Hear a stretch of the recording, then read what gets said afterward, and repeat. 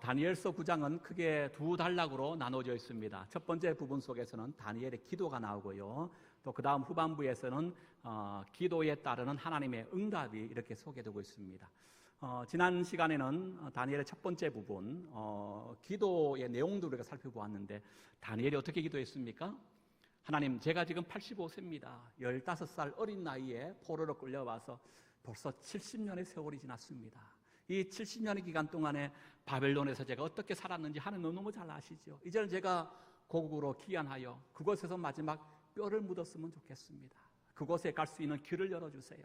그곳에 가기 위하여, 또 그것에 정착하여 마지막 죽을 때까지 하나님, 이것이 필요하고 저것도 필요한데 하나님 다 주세요 라고 기도한 것이 아니고, 다니엘은 도리어요, 금식하며 벼옷을 입고 죄를 덮어쓰고 자신과 유대 민족의 죄악을 바라보며 통회했다라고 성경은 기록하고 있습니다. 왜냐하면 레위기 26장과 신명기 28장에 보니까 이스라엘 백성들이 남의 나라의 포로로 끌려가는 경우는 한 경우밖에 없다 말이에요. 다른 경우가 아니었습니다. 그들의 죄 때문에 하나님이 포로로 잡혀간다라고 말씀하고 있어요. 다니엘은 이걸 깨달은 겁니다. 하나님이 힘이 없거나 하나님 우리를 버려서 바벨론으로 포로를 끌려가 있는 것이 아니고, 하나님이 이스라엘 민족의 죄로 인하여 바벨론이라고 하는 몽둥이를 사용하여 지금 징계하고 계셨구나. 그걸 깨닫고 그는 이렇게 기도하기 시작한 거예요. 하나님, 우리는 공의롭지 않습니다. 우리는 의롭거나 착하지 않습니다. 우리는 정말 그 죄로 인하여 마땅히 심판받아야 할 존재에 불과합니다. 그러나 하나님, 저 지금 70년 전에 멸망당한 저 예루살렘 어떤 나라입니까? 하나님의 친히 세우신 하나님의 나라 아닙니까? 저 무너진 저 성전 어떤 곳입니까? 하나님이 임재해야 할 하나님의 집 아닙니까? 포로로 끌려온 이스라엘 백성들 어떤 백성입니까? 하나님이 택하신 하나님의 백성들 아닙니까? 그러기 하나님 살려주십시오. 예레미야의 이 예언의 말씀처럼 70년이 참에 고국으로 귀환한다라고 하는 이 말씀을 꼭 이루어 주십시오. 누구 이름 걸고? 하나님 당신의 이름으로. 그 하나님의 국률 앞에 다니엘은 간절히 기도한 거예요. 이 다니엘의 기도를 통하여 한국 교회의 특별한 기도를 우리가 하나 발견할 수 있었습니다. 어떤 기도입니까? 주여, 삼창의 기도였어요. 주여 들으소서, 주여 용서하소서, 주여 귀를 기울이사 속히 그 일을 행하여 주옵소서. 주여, 주여, 주여 라고 하는 기도, 삼창의 기도가 다니엘의 기도를 통하여 우리가 따온 겁니다. 이렇게 다니엘이 간절하게 주여 하고 기도를 드렸더니 하나님께서 이제 오늘 본문 후반부에 그 기도에 응답을 주셔요. 오늘 먼저 20절을 한번 볼까요? 20절입니다. 읽어봅니다. 시작. 내가 이같이 말하여 기도하며 내 죄와 내 백성 이스라엘 죄를 자복하고 내 하나님의 거룩한 산, 이 거룩한 산 뭘 얘기합니까? 예루살렘 말합니다. 예루살렘을 위하여 내가 하나님 앞에 간구했다, 기도했다는 거예요. 그리고 21절에 보니까 곧 내가 기도할 때에 이전에 환상 중에 본 사람 누가 나타납니까? 천사장 가브리엘이 등장합니다. 가브리엘이 빨리 날아와 저녁 제사쯤 될 때에, 이때가 오후 3시쯤이라고 봅니다. 오후 3시쯤에 다니엘에게 그가 온 거예요. 그리고 22절에 보니까 내가 가르치며 내게 말하 이르되 다니엘아, 내가 이제 내게 지혜와 총명을 주러 왔노라. 이 지혜와 총명은 뭐냐면 하나님께서 그 응답으로 주신 것에 대한 바로 기도의 답변, 해석을 주고자 왔다라고 말합니다.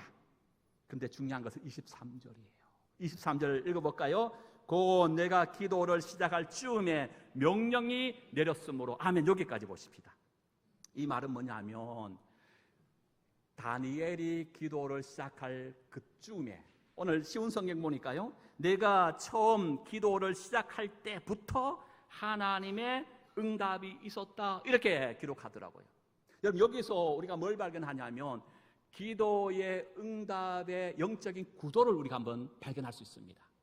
여러분, 무슨 얘기냐면 다니엘이 기도할 때 물론 이 기도의 전제 조건이 있습니다. 내 욕망과 야망을 위한 기도는 우리 한번 생각해 봐야 돼요. 그러나 하나님의 뜻에 합당한 기도를 드리는 그 순간 하늘에 계신 하나님은 그 기도를 들으시고 그 즉시 응답하신 줄로 믿습니다.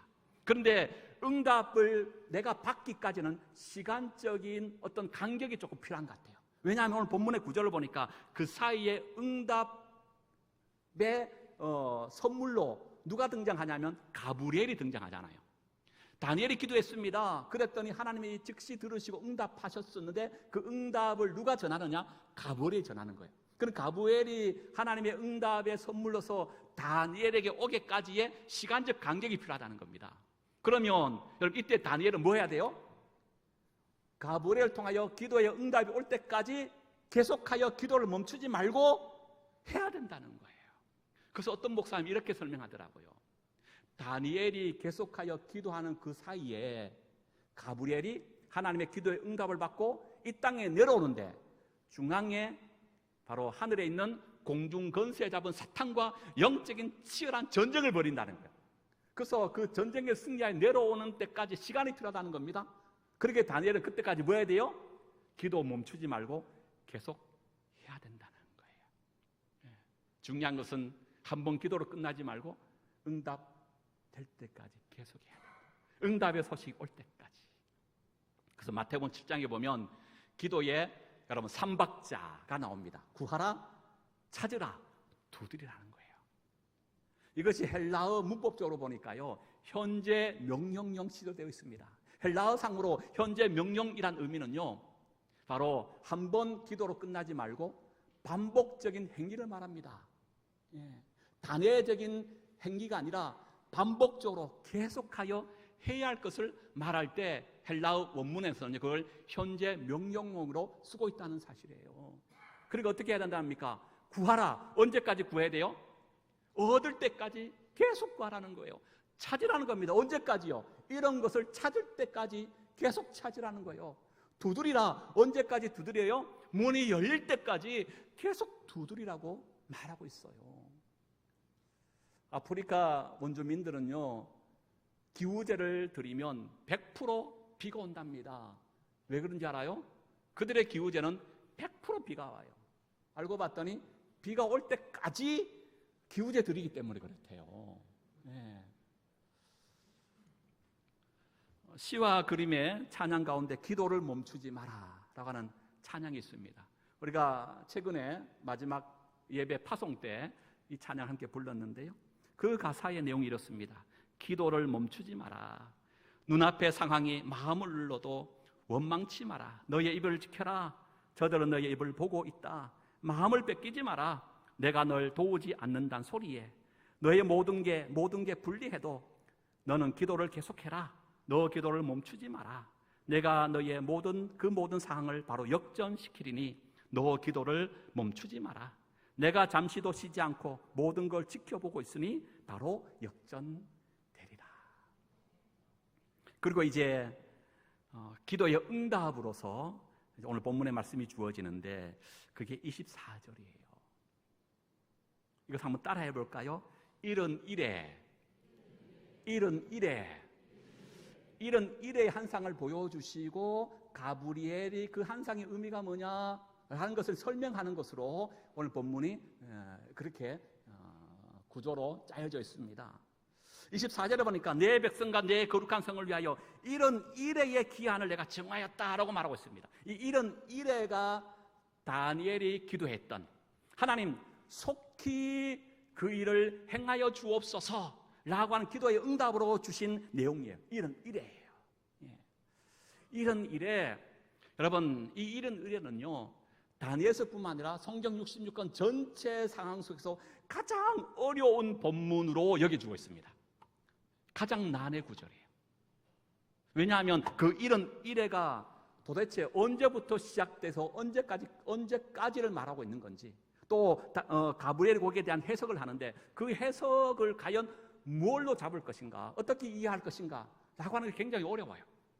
그래서 100이면 100사람의 학자들이 다 다양한 해석을 하기에 과연 우리가 뭘 다른 해석으로 받아야 될 것인가 라고 하는 것이 굉장히 쉽지 않은 그런 본문이라는 거예요. 그래서 저는 이런 이래에 대한 해석과 그 내용에 수많은 것이 있지만 특별하게 일반적으로 두 가지 정도 오늘 성경 기록된 그대로의 문자적인 해석을 좀 시도하고요. 또 하나는 이런 이래가 주는 영적인 의미가 뭐냐, 이 이런 일을 통하여 하나님이 정말 뭘 말씀하려고 하시느냐, 상징적인 의미로서의 그 본뜻, 그걸 한번 생각해 보고자 합니다. 그 두 가지 관점으로 오늘 이 이래를 이제 풀어나고자 하는데, 첫 번째 문자적인 해석이에요. 문자적인 해석 너무너무 많아요. 수백 가지가 돼요. 수십 가지가 돼요. 그래서 일반적으로 한 60%가 이런 이래를 공통적인 입장에서 해석하는 그 해석들을 제가 취하여 여러분들에게 정리해서 말씀드리도록 하겠습니다. 먼저 여기 이런 이래가 나오죠. 이런 이래, 이런은 며칠 얘기합니까? 70이요. 뒤에 이래는요, 이래 8에 순 우리말입니다. 이래 7을 말합니다. 그러니까 이런 이래 했을 때 이런 70은 아마 다니엘이 지금 뭘 기도하고 있습니까? 예레미야로 한 성경책을 읽는 중에 70년이 차면 바벨론에서 본국으로 귀환할 것이다. 그때 70년을 말한다고 봅니다. 그럼 70년을 말하죠. 뒤에 나온 이래는 7일을 말하는지 7달을 말하는지 아니면 7년을 말하는지에 따라서 또 해석이 또 분분해요. 통상적으로 여기서 말하는 이래는 7년을 말한다 이렇게 봅니다. 그러니까 이런 이래는 70 곱하기 7년을 말해요. 그럼 몇 년입니까? 400. 오늘 좀 산수를 많이 할 겁니다. 계산을 많이 하셔야 돼요. 치매가 요즘 많으니까 산수 많이 하면 치매 예방도 좋으니까 머리를 조금 쓰세요. 예. 그러니까 이런 이래 70 곱하기 7은 490년입니다. 그러니까 490년의 이런 이래의 큰 그림으로서의 하나님께서 다니엘에 먼저 한 상을 준 거예요. 그리고 가브리엘이 내려와서 그 기도의 응답으로 준 이 한 상을 하나하나 설명하기 시작합니다. 어떻게 설명하냐면 이런 이래 490년을 크게 세 덩어리로 나누어서 설명하기 시작해요. 첫 번째 덩어리를 어떻게 설명하냐면 7 이래로 나눕니다. 그럼 이런 이래 속에 7 이래로 한 덩어리를 먼저 나누는 거예요. 두 번째 덩어리는 뭘로 나누냐면 그 가운데 62 이래로 나눕니다. 그리고 제일 마지막에는 한 이래 7년으로 나누는 거예요. 예, 여기까지 잘 따라오셨죠? 예, 여기까지 못 따라오시면 곤란해요. 예, 그러니까 이런 이래를 세 덩어리로 나눴어요. 첫 번째는 7 이래. 7 이래면 여러분 77이 몇입니까? 49입니다. 예, 77이 49년을 말해요. 62 이래입니다. 62 곱하기 7하면 몇입니까? 이제 좀 헷갈리죠? 아이고, 이제 두 자리, 세 자리 막 넘어가네. 계산해 보면 434년이 됩니다. 그 434 더하기 49년 하면 483년이 됩니다. 이런 이래를 연수로 계산하면 490년이거든요. 483년은 490년에 되기 위하여 몇 년이 모자랍니까? 그거 어떻게 하셨어요? 이야, 역시 우리 소망교회 수준이 대단해. 예, 그걸 어떻게 하셨어요?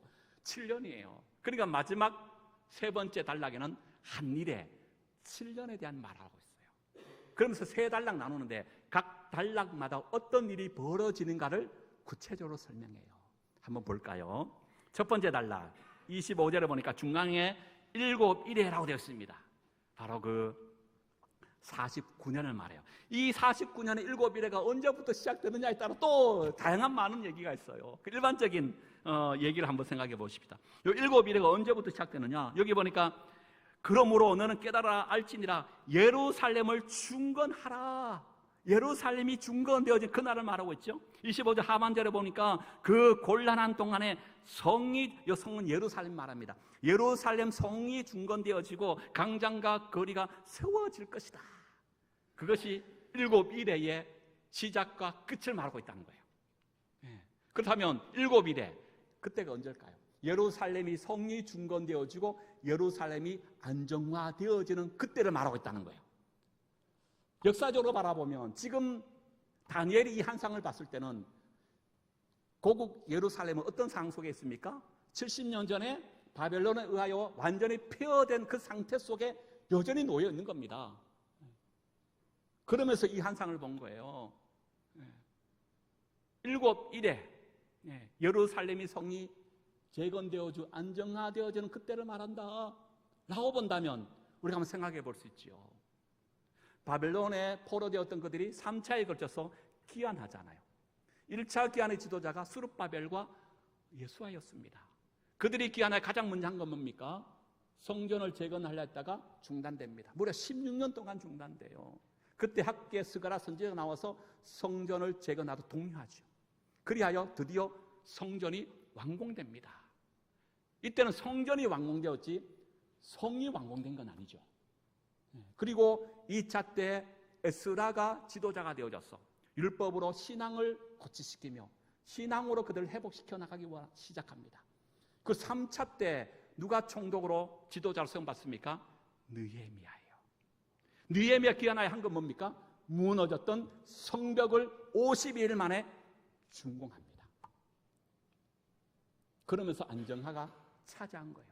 그러니까 여러분 여기서 말하는 바로 7일에라고 하는 그 시작의 시점을 느헤미야가 성벽을 준공했을 바로 그때를 얘기한다. 이렇게 많은 학자들이 공동적으로 말하고 있다는 겁니다. 그때가 연도로 보니까 주후 445년입니다.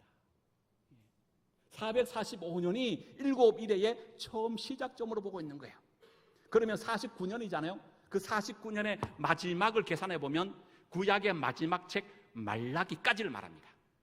그 첫 번째 덩어리 7일의 49년은요 바로 느헤미야의 성벽 준공부터 구약의 마지막 책 말라기까지의 기간을 말해요. 두 번째 파트 몇 일입니까? 62일에 62 곱하기 7년 434년입니다. 이때 두 번째 파트 속에 어떤 중요한 사건이 발생하느냐? 26절이에요.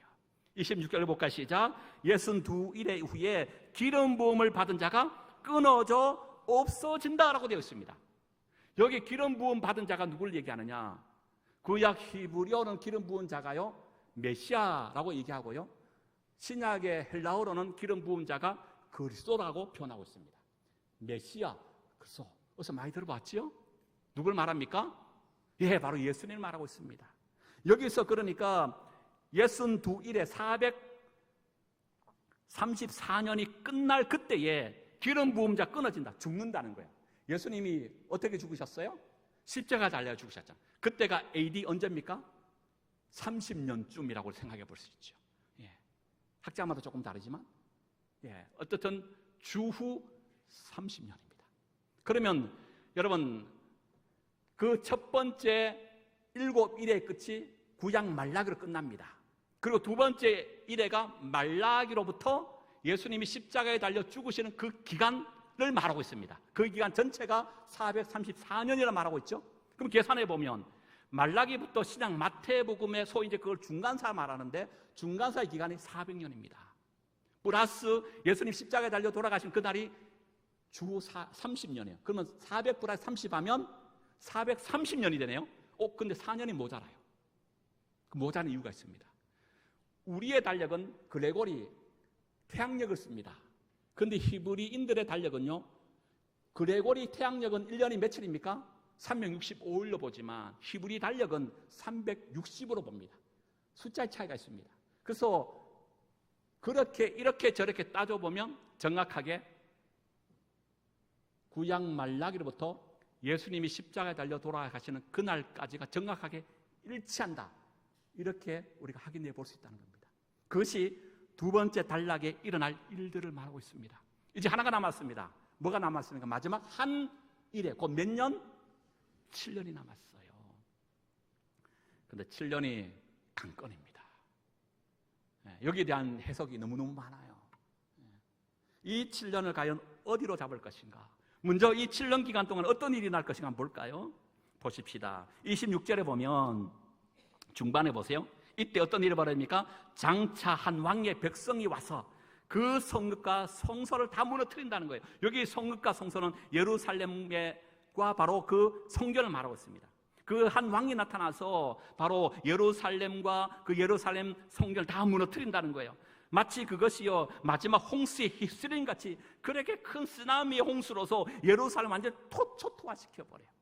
마지막 어떻게 되면 끝까지 전쟁이 또한 있어서 항폐하게 될 것이다 이렇게 말해요. 여러분, 예루살렘에 한 왕이 나타나서 예루살렘을 완전히 항폐해버리고 성전을 무너뜨린다는 겁니다. 옛날에 그런 일이 있었어요. 70년 전에 다니엘의 입장에 보면 누가요? 바벨론이 그랬잖아요. 그런데 또 그런 일이 있다는 거예요. 마지막 한일회 때. 그럼 이 한일회 때를 언제로 보겠냐? 예수님이 돌아가실 때가 AD 30년으로 생각하면 한일회 7년을 바로 연결하면 AD 37년이 되잖아요. 37년 조금 더 보태어서 AD 40년까지 본다 할지라도 그 37년에서 40년 사이에 이 일이 일어났느냐? 이스라엘 역사 속에 이런 일이 일어나지 않았어요. 아무런 일도 안 나타났어요. 그런데 이후에 이런 일이 실질적으로 이스라엘의 역사 속에 나타난 때가 있습니다. 그때가 언제냐면 AD 70년에 로마 장군 티투스가 예루살렘을 점령하면서 성전을 완전히 파괴하는 거예요. 이때 유대인 10만 명을 포로로 끌려갑니다. 그들이 로마로 포로로 끌려가서 그들이 한 것이 뭔지 알아요? 우리는 로마에 가면 관광 제1번지 어디로 갑니까? 콜로세움을 빠지잖아요. 근데 여러분 이 콜로세움을 누가 지은지 알아요? 포로로 끌려간 유대인들이 지은 거예요. 유대인들의 그 귀중한 것들을 다 갈취하여 그걸 재료로 삼아 지은 것이 콜로세움이에요. 우리는 좋다고 웃으며 여러분 사진 찍지만 유대인 입장에서는 치욕의 장소가 되는 거예요. 그래서 AD 70년으로 바로 이 마지막 한 일을 보는 이들이 있어요. 근데 또한 이 일회를 AD 70년 아니라 또 다른 관점을 보는 사람들이 있습니다. 그들은 어떻게 한 일을 생각하냐면 예수님이 재림하시기 바로 직전에 우리 한번 들어봤을까요? 이 땅에 7년 대환란이 있을 것이다. 바로 그 7년 대환란을 오늘 본문의 한 일회로 생각하고 있다는 거예요. 뿐만 아니라 여기 보니까 27절에 보세요. 7년 그것도 반으로 서로 나눕니다. 어떻게 나눕니까? 20절 보면 시작. 그가 장차 많은 사람들과 더불어 한 일회 동안 언약을 굳게 맺고 그가 그 일회의 절반, 한 일의 절반이 뭡니까? 7을 반 나누면 3년 반이죠. 3년 반 절반을 나누어서 그 절반에는 뭘 해요? 그 왕이요 제사와 예물을 금하게 한다는 거예요. 그가 얼마나 포악한지 가증한 날개를 의지하여 설 것이며 정한 종말까지 진노하여 모든 땅을 항폐하게 만들어버린다라고 말하고 있습니다. 소위 이 마지막 주님이 재림하기 직전에 7년 대환란을 주장하는 일이 있습니다. 세대주의 종말론자들, 전천년주의자들이 이걸 얘기하는데 특별히 세대주의 종말론자들은 바로 이 7년 대환란의 기간을 얘기하면서 3년 반, 전 3년 반, 후 3년 반 나눕니다. 전 3년 반은 온건한 핍박기라고 말하고 후 3년 반은 아주 극심한 박해기로 말합니다. 그리고 여러분 그렇다면 지금 예수님의 초림의 십자가 사건부터 지금 예수님이 재림할 때까지는 언제 오실지 모르잖아요. 연결이 안 되는 거 시간적으로 생각해 보면. 그런데 어떻게 합니까? 그들은 이렇게 설명합니다. 예수님이 재림하시기 직전에 7년 대환란 전까지 예수님의 십자가 지시는 그 사건부터 예수님이 재림하시기 전 7년 대환란의 그 전까지가 어떤 기간인가? 공백기라는 거예요. 이때가 소위 이제 교회 시대라고 말합니다. 이때 어떤 역사가 벌어지냐? 이방인의 충만한 수가 차는 기간이다 이렇게 말합니다. 충만한 수가 차면 누가 오셔요? 예수님이 오시는 거예요. 예수님이 오시기 전 이 땅에 무슨 일이 난다? 바로 오늘 다니엘 9장에 나오는 7년의 대환란기가 먼저 일어날 것이라고 말하고 있습니다. 그리고 7년의 이 기간 동안에 유대인의 민족적인 해결을 통하여 대대적으로 예수 믿는 일이 일어날 것이다 라고도 말합니다. 이런 해석의 방법들 한 번쯤 아마 들어보셨을 겁니다. 우리 요한계시록을 오후 찬양 예배 때 제가 할 때 이 내용을 이미 다 말씀드렸는데 오늘따라 여러분 눈이 막 번쩍번쩍 하는 것 같습니다. 이 다니엘서 구약의 대표적인 묵시 문학인데 신약의 대표적인 묵시는 요한계시록이에요. 이 끝나면 요한계시록 다시 한번 해야 되겠는데 지금 그런 겁니다. 지금 그래서 다시 한번 정리해 보십시다. 다니엘이 기도하여 그 응답을 한상으로 본 겁니다. 숫자로 봤어요. 얼마나 본 겁니까? 70일에. 연으로 환산하면 490년. 그리고 가브리엘이 다니엘에게 와서 그 490년에 하나님의 응답으로 본 한상을 설명하는 거예요. 설명해 줄 때 크게 세 단락으로 나누어 지금 설명해 줘요. 첫 번째 단락은 몇 일에? 7일에. 연으로 생각하니까 49년. 언제부터 언제까지? 성이 완전히 준공되어지는 주전 445년부터 말라기까지. 그것이 한 단락이었어요. 두 번째는 몇 일에? 62일에 434년이에요. 계산해 보니까 구약의 마지막과 바로 예수님이 마지막인 말라기와 예수님 십자가 돌아가시는 그 사이의 기간을 말해요. 마지막 한 일에는 언제부터? 두 가지의 전통적인 해석이 있습니다. 첫 번째는 AD 70년으로 볼 것인가? 또 하나는 예수님이 재림 직전인 날 7년 대환란으로 볼 것인가? 두 가지의 해석이 있습니다. 여러분 인터넷 유튜브에 70일에 아니면 7일이라고 쳐보세요. 수없이 많은 동영상이 끝없어요. 제가 한번 찾아봤어요. 올라가도 끝없이 계속 영상이 있더라고. 그 제가 포기했어요. 그 대개 70일의 마지막 7일을 무엇과 연관시키냐면 AD 70년 사건 보다가는 예수님이 재림 직전의 날 7년 대환란과 연관하여 설명하고 있더라고요. 저는 그럴 수 있다고 봅니다. 그럼 저의 견해는 조금 다릅니다. 요한계시록도 제가 말씀드렸습니다만은 요한계시록 안에서는 7년 대환란 단어 자체가 없습니다. 7년의 단어 자체가 없고요. 대환란의 단어 자체가 없어요. 그럼 어디서 따왔느냐? 오늘 다니엘 9장에서 따온 겁니다. 저는 그래서 7년 대환란 마지막 한 일회가 언제부터 시작될 것인가? AD 70년 물론 뭐 예수님 재림 시간 7년 대환란이라고 얘기할 수 있겠지만 저 개인적인 생각은 예수님이 십자가 달려 돌아가시고 예수님이 재림지로 오시는 그 모든 초림과 재림의 전 역사가 우리는 이미 7년 대환란 기간에 속하여져 살고 있는 것 아닌가? 그렇게 생각해 봐요. 왜냐하면 주님이 이 땅에 오시는 그 순간 이미 종말이 시작되었거든요. 그리고 종말의 완성은 언제 완성됩니까? 예수님 마지막 재림지로 오시는 그 순간 종말이 완성되는 거예요. 그러니까 우리는 이미 종말의 시대에 살고 있다고요.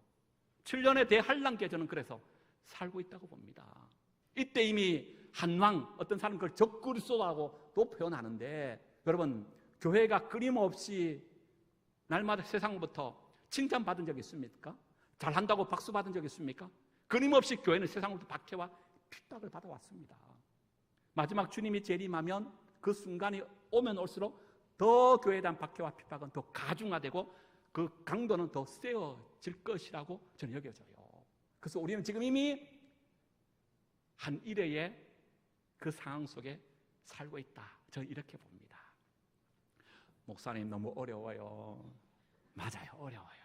그래서 난해 구절에 생각해요. 그러나 여러분 소망교회 성도라면 다니엘 9장 가장 중요한 본문이에요. 그래서 이 정도는 그래도 그냥 한번 따라합시다. 아하 그렇구나. 고개를 끄덕이면서 아하 그렇구나. 뭐 어디가 몇 년이고 뭐 그거 다 몰라도 그렇구나. 그 고개를 그냥 한번 들으셔도 좋을 것 같아요. 이게 이제 오늘 본문의 문자적으로 우리가 한번 생각해 보면 이렇게 큰 물줄기라서 이렇게 제가 설명하는 것은 전체의 해석자들 60%가 여기에 동의하면서 같이 가고 있어요. 그래서 우리가 큰 기본적인 해석을 알고 그 다음에 유튜브나 뭐 다른 것을 봤을 때 기본적인 틀 속에서 이분은 이렇게 설명하고 있네라고 하는 어떤 바로미터 기준이 되는 선으로 한번 여러분 생각하셨으면 좋겠습니다. 그리고 이제 함께 나눌 것은 두 번째 상징적인 의미로서의 해석입니다. 이거 우리가 좀 알아야 돼요. 그러니까 문자적인 해석은 이런 뭐 시간이 있고 뭐 때가 있고 어떤 일이 벌어지니까 이렇게 우리 생각할 수 있는데 그렇다면 이런 뭡니까? 그 일에 490년이라고 하는 이 연수를 통하여 과연 하나님께 다니엘에게 뭘 말씀하려고 하는가? 다니엘서를 오고 가는 모든 독자들 오늘 우리에게 이걸 과연 어떤 의미로서 말씀하려고 하는가라는 것을 우리가 한번 생각해 봐야 돼요. 두 가지로만 생각하고 말씀 마칩니다. 첫 번째는요, 하나님의 용서와 회복으로서의 시간이에요. 24절 볼까요? 24절 봅니다. 시작. 내 백성과 내 거룩한 성을 위하여 이런 이래를 기한으로 정했다. 여러분, 이 이런 이래가 영원한 겁니까? 아니에요. 하나님께서 작정하신 하나님의 때의 기간이라는 겁니다. 예, 그 기간이 이런 이래라는 거예요. 그 작정한 이런 이래의 기간이 끝나면 어떤 일이 벌어지느냐? 6가지 일이 벌어진다 그래요. 한번 읽어볼까요? 첫 번째 어떤 일이 벌어집니까? 허물이 그치고, 두 번째는요 죄가 끝나고, 세 번째는요 죄악이 용서되며, 네 번째는요 영원한 의가 드러나며, 다섯 번째는요 환상과 예언이 응하게 되어지고, 마지막 여섯 번째는요 지극히 거룩한 이가 기름 부음을 받게 된다는 거예요. 이런 이래가 끝나면 이런 일이 벌어진다는 거예요. 전반부 세 개는 부정적인 것들의 해결의 방법으로, 나머지 세 개는요 긍정적이고 좋은 것들로서의 세 가지가 또 제시되고 있어요. 이거 언제 일어난다? 이런 일이 다 끝나면 이렇게 막 역사가 나타난다는 거예요. 근데 여러분, 앞에 전반부 세 개 보십시다. 허물, 죄악이 용서되고 끝난다. 지금 다니엘이 뭘 기도하고 있습니까? 하나님, 이 민족이 죄를 범하였습니다. 이 민족의 허물이 너무 큽니다. 이 민족의 죄악이 너무 큽니다. 용서해달라고 기도했잖아요. 그 기도에 응답을 한 뭐 주셨어요? 허물이 그친다, 죄가 끝난다, 죄악이 용서된다라고 응답을 주고 계시는 거예요. 할렐루야. 그리고 나아가서 긍정적인 측면 속에서의 세 가지가 더해집니다. 영원한 의가 드러난다 그랬습니다. 환상과 예언, 뭡니까? 성경의 말씀이죠. 성경이 그대로 성취되어지고 이루어진다 그랬습니다. 그리고 마지막이 중요합니다. 지극히 거룩한 이가 뭘 받아요? 기름 부음 받아요. 지극히 거룩한 이가 기름 부음, 예수님이 왕으로 등극하는 것을 말합니다. 이것은 초림의 사건이라고 말할 수 있겠지만 저는 재림에 가깝지 않은가 생각해요. 왜냐하면 초림의 주는 뭘로 오십니까? 어린 양으로 오시거든요. 그 재림의 주는 심판주로 오시기 때문에 기름 부음 받은 왕으로 오십니다. 그러니까 이때가 저는 초림도 얘기할 수 있겠지만 주의 재림 때가 말하는 것 아닌가. 그 재림 때 어떤 역사가 나타나는 겁니까? 우리의 모든 죄가 끝나고 허물이 그치고 죄가 용서받는 때인 줄 믿습니다. 마지막 주님이 재림하신 그 순간에 영원한 의가 드러나고 성경의 모든 말씀이 응하여지는 때가 바로 그때가 되는 줄 믿습니다. 그러니까 이 본문의 말씀을 주는 의미가 있습니다. 다니엘이 이 본문의 말씀을 받았을 때, 포로로 끌려간 이스라엘 백성들이 다니엘을 통하여 이 말씀을 들었을 때 그들의 삶의 중앙심이 어떻습니까? 공고, 아픔, 핏절함, 그리고 절박한 바로 그런 고통의 순간 속에 그들은 살고 있습니다. 그런데 이 연의 말씀을 받고 들으며 뭘 깨닫습니까? 하나님이 정하신 때가 있구나. 70년이 곧 차구나. 70년 후에 반드시 우리를 고국으로 다시금 돌려 보내주신다 약속하였으니 그때까지 뭐 해라? 끝까지 믿음 지켜야 된다. 네. 믿음으로 나아가라는 거예요. 순교할지언정 배교하지 말라라고 격려와 위로의 말씀을 주고 있는 거예요. 우리에게는요 하나님의 정하신 때가 있는 줄 믿습니다. 이 역사가 영원한 것이 아니에요. 포악한 강대국이 어떤 특정한 대통령이나 왕이 교회를 박해하고 핍박하는 날이 분명히 올 겁니다. 그들의 건세가 위세가 영원할 것 같지만 결코 그렇지 않다. 하나님 잠시 허용할 뿐입니다. 마지막 주의 재림은 임박합니다. 그때까지 뭐 해라? 그날을 소망하며 바라보며 믿음으로 격려하고 위로하고 함께 하늘나라 바라보는 자가 디아됨을 격려하고 있는 거예요. 또 하나 보고 마칠까요? 여러분, 이런 일회가 주는 영적 교훈이 있습니다. 그게 뭐냐면 하나님, 우리가 하나를 기도하면요 열을 주시고 백을 주시고 천으로 응답하시는 분이라고 하는 사실이에요. 왜냐하면 여러분 보세요. 지금 다니엘이 뭘 놓고 기도했습니까? 예레미야의 성경을 보니까 이런 70년이 되면 고국으로 한다. 하나님, 이 말씀이 이루어지게 해주십시오. 속히 이루어지기 원합니다. 라고 기도했잖아요. 그때 다니엘이 기도한 것은요 70년을 놓고 기도한 거예요. 그런데 하나님은 70년의 그 기도만 들어 응답한 것이 아니고 거기다가 뭐 붙여요? 이래를 더 붙여서 응답하는 거예요. 그 이래가 뭐다? 주님이 재림하심으로 이 땅에 온전히 왕성될 하나님의 나라의 그 높은 비전까지를 보여주고 계시다는 거예요. 무슨 얘기일까요? 사람 누구나 마찬가지입니다. 다니엘도 그런 것 같아요. 눈앞에 보이는 현실의 문제를 급하게 그거 놓고 기도. 하나님 예리의 말씀이 곧 이루어 이제 1년, 2년밖에 남지 않았습니까? 하나님 이루어 주실 줄 믿습니다. 그대로 되게 해주세요. 그런데 하나님은요, 바로 다니엘의 이 기도만 응답한 것이 아니고 장차 먼 미래 예수님이 이 땅에 완전히 재림주로 오심으로 완성될 하나님의 나라의 그 비전까지도 꿈꾸고 보게 하셨다는 사실. 저는 하나님의 능력이 여기 있다고 봅니다. 우리는요, 사람은 누구나 마찬가지입니다. 내 앞에 있는 현실만을 놓고 기도할 때가 많아요. 그 하나님은 우리가 기도할 때 그것도 응답하시지만 내가 미처 생각하지도 못했던 놀라운 앞날의 모든 것까지도 우리에게 더하여 주시는, 또 그것을 주고자 준비하고 계신 분이 우리 하나님 줄 믿습니다. 올 한 달은 우리 중보기도 사역자들이 또 온라인으로 여러분이 기도 요청한 것을 기도할 뿐만 아니라 또 나가 오프라인 현장 바로 여러분 오른쪽에 있는 중보기도실에서 뜨겁게 기도하는 올 한 달에 집중적으로 중보기도 자리 기도하는 시간이에요. 중보기도의 능력과 은혜가 있더라고요. 중보기도하는 기도자는요, 그 시간만큼은 자신을 위해서 기도하잖아요.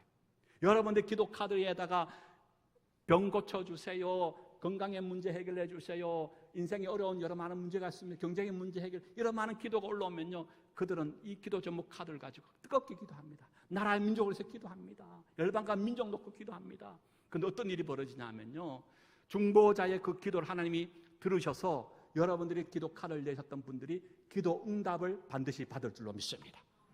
그런데 더욱 놀라운 것은요, 중보자들은 자신을 놓고 기도하지 않았어요. 그런데 병자를 놓고 기도하는데요, 바로 그도 치유받을 뿐 아니라 중보하는 그 사람도 남을 위하여 기도하는 그 순간에 자신도 치유받더라고요. 자신이 병이 고침받더라고요. 자신의 인생에 이런 많은 문제가 있는데 남의 인생의 문제 놓고 주님 앞에 간절히 기도했더니 하나님이요, 중보하는 그 사람의 그의 문제도 만지시더라고요. 이것이 기도의 역사라고 저는 봅니다. 그것이 중보기도의 힘이라고 생각합니다. 우리 중보기도 사역자들 열심히 기도하시는데 더욱 뜨겁게 기도하시기 바랍니다. 우리 강릉 소망교회 기도가 쉬어지는 교회가 되지 않기를 원합니다. 기도의 향기가 날마다 주님 앞에 상달되어지는 교회여, 복음의 열정으로 다시 일어나라. 뜨겁게 기도하여 우리 가운데 주실 그 한상들을 보며 믿음 가운데 살아가는 우리 모든 공동체가 될 수 있기를 주의 이름으로 축복합니다.